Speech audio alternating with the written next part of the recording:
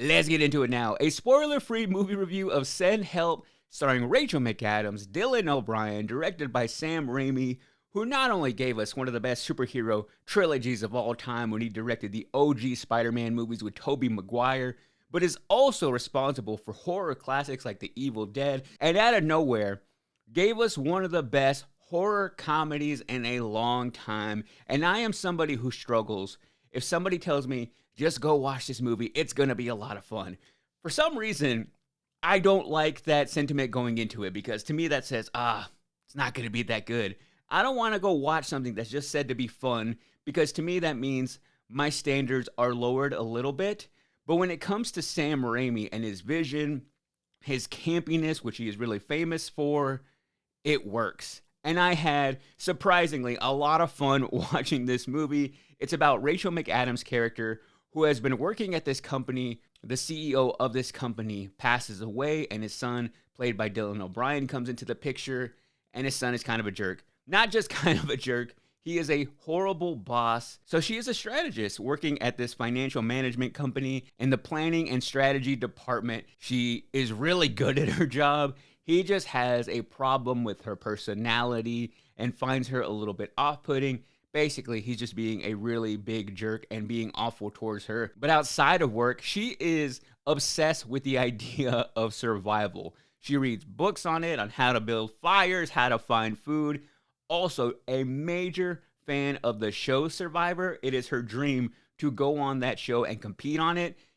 So outside of work, that is where all these skills come from that come into play later on because they go on this work trip where the plane goes down. So now they are on this island and the roles start to get reversed a little bit because she has all these skills on how to keep them alive. And suddenly, where he feels like, I'm still your boss, I'm still in charge of you, you have to do what I say, not so fast, because Rachel McAdams is like, well, out here, we're not at the office. You would probably be dead if it wasn't for me keeping you alive with all my survival skills. Let's see what happens now. And that's the foundation of this movie. How do they navigate those dynamics between employee and boss?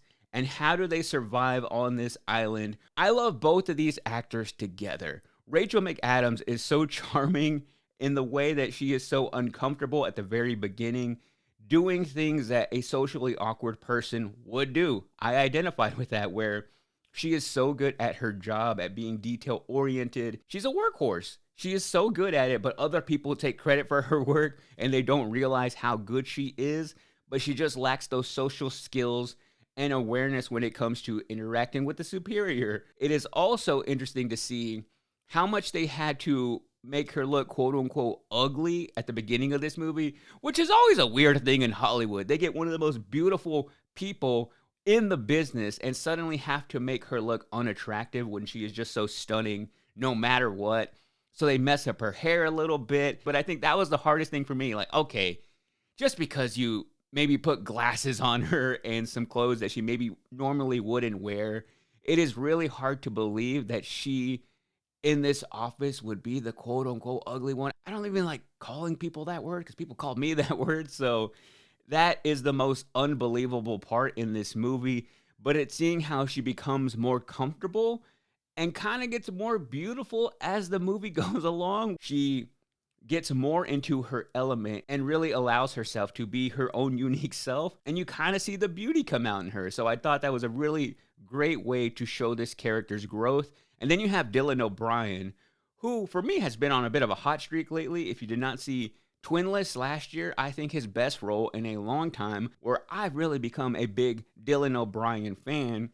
And he is so good in this at being so unlikable. So in the same way, it was hard for me to see Rachel McAdams as being unattractive. It was also hard for me to see Dylan O'Brien be a jerk. And at times, his character seems so turned up to a 10 that I thought, this kind of feels fake. There couldn't possibly be a person in the real world who is so insufferable, who is such a bad boss, who treats people with such disrespect.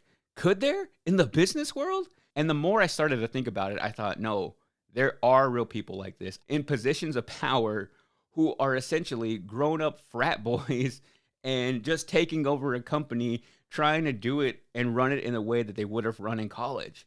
The fact of the matter is, in America, this happens all the time in corporate America.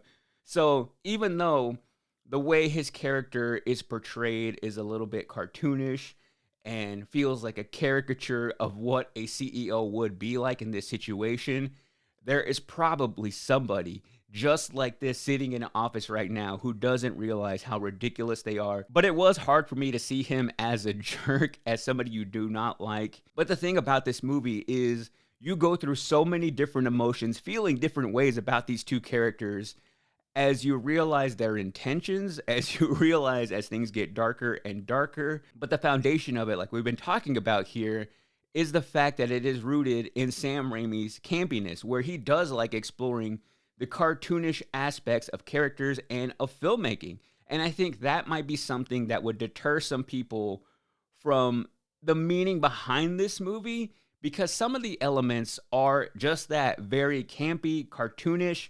For example, there is a boar that they hunt while trying to find food, and the boar itself is rather fake looking. You don't look at that boar and think, oh, that thing is a real threat. It's very cartoonish in the way it moves around. It's kind of like a more hardcore Pumbaa from The Lion King.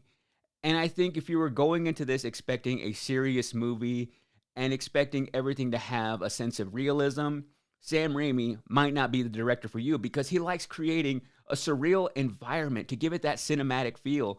So much so that this movie was initially supposed to go to Sony. Sony was going to put this out, but they didn't want it to have a theatrical release. They wanted it to be a straight to streaming movie.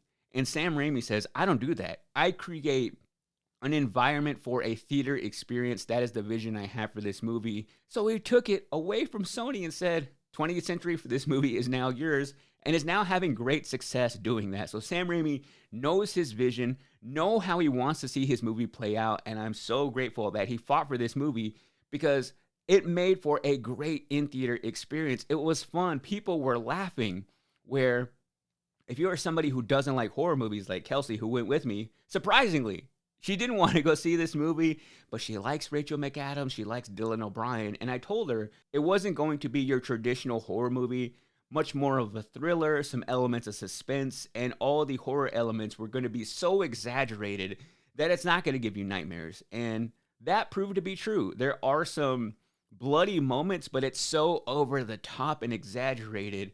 It's not the same thing like watching the Texas Chainsaw Massacre.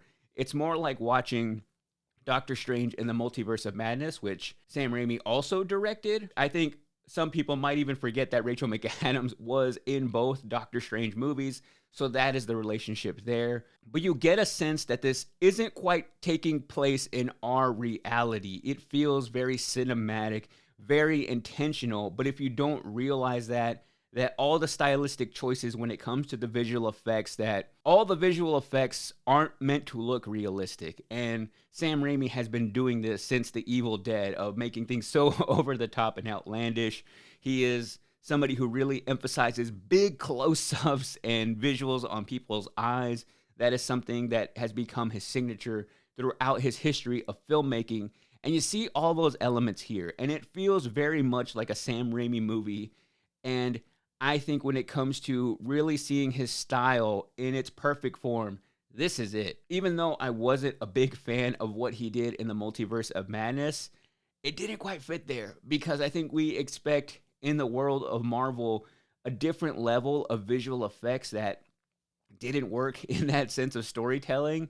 Here it does. It's not building upon some other world. It's not a sequel. It's not a reboot. Going into it, I know the context, so I feel that I'm much easier accepting of his campiness when it just comes in his own world, in his own universe.